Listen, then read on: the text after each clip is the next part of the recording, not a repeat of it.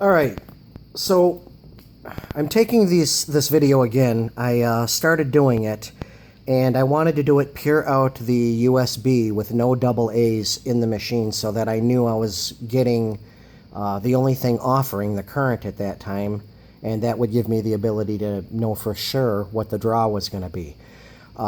She stayed up for about maybe 3 or 4 minutes working off either a phone transformer, which was capable of putting out 700 milliamps, plenty more than the scope needs. You'll see that in a second.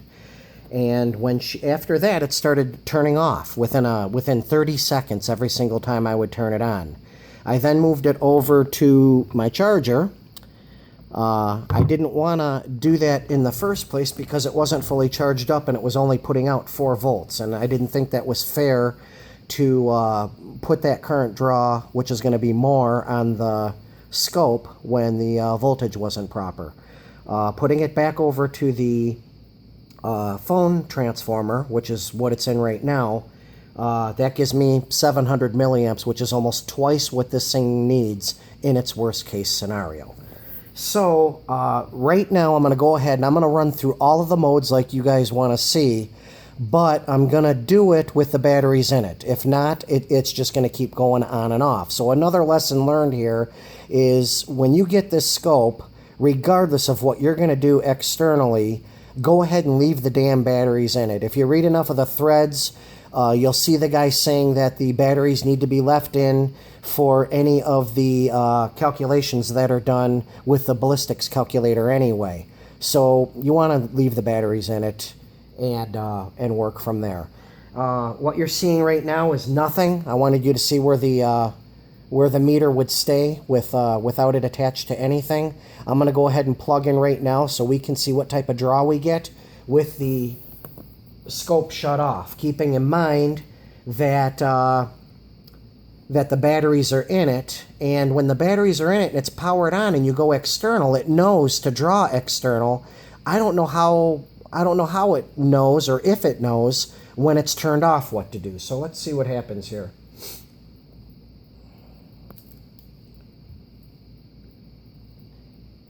So we're going to go from what, 1 micro, and we jump up to 3 right now. So there is some draw on it, but you guys can see, I mean, 300 micro, we're next to nothing.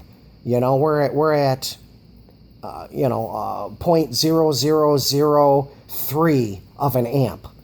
Not enough to even say it's doing anything. All right, I'm going to go ahead and power up. I know right now the menu's got everything shut off. So when I first power up right here, this will be power on. Here she goes. Going through its boot sequence right now. The logo's up. And now I'm turned on and night mode is turned off. So it's still not bad. I mean, I figured this thing would be a ½ amp or more the way everybody was crying about batteries with it. But it looks, we're sitting here at 0.3 of an amp or 300 milliamps. That's not a lot to complain about if you ask me personally. Most of the electronic items are going to run this in this range with, considering we're lighting up a screen too. All right, going to go into the menu. Shifting over, first thing that comes up, as you guys know, is the Wi-Fi, and that's the pig that I saw of everything. So we're going to go from what, 300 milli, just over 300 milli. Wi-Fi's turned on. Here we go. So there's a little bit of draw. Well, I don't know why it jumped up and jumped back down. Maybe that was just the inrush for the Wi-Fi. It's funny how it'll stay up at 0.4 and then jump all the way down to 0.3. I'll let you guys just observe for a second so you can see what I'm seeing. Who knows, when you turn certain things on, other things power up until it becomes more stable. But she looks to be right about what?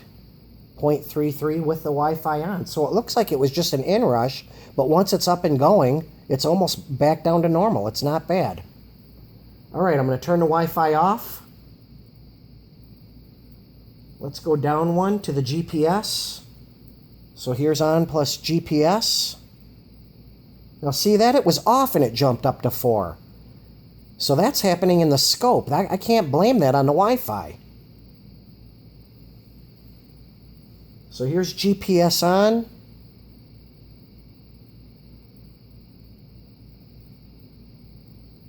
Well, isn't that interesting?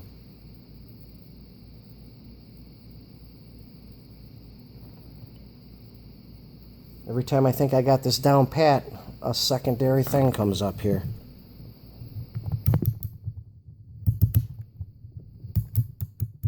I don't know why she zeroed out unless she went to sleep. Alright, sorry about that. That was, GPS is still on. I just reset the meter so we could see where we're at. I'll go ahead and write down the hard numbers too, so that way you don't have to worry about writing them down while you're looking at the meter. Alright, GPS is turned off. Going down to Bluetooth. Bluetooth on.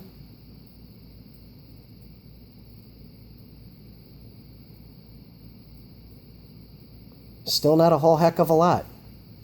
Wi-Fi seems to be the only thing that really beats on it. And it seems to get stabilized after the Wi-Fi's on for a second.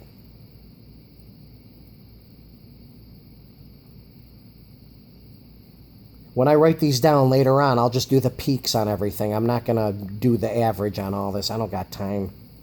Alright, going to turn the Bluetooth off.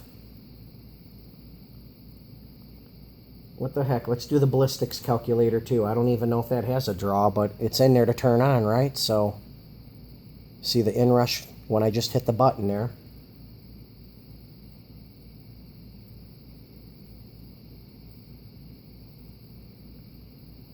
And that's with the ballistics calculator. Going to shut that off.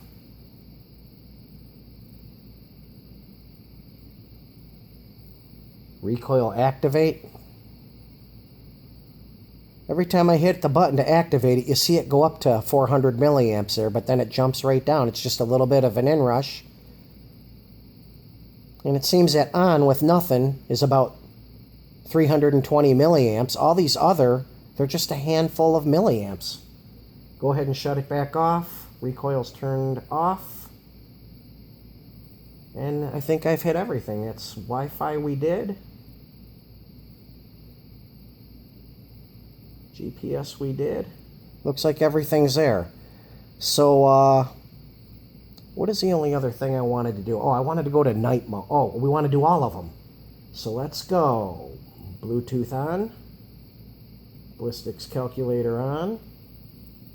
You know what? I'm going to leave that off. Let's just do Bluetooth on. Let's do what we're doing in the field.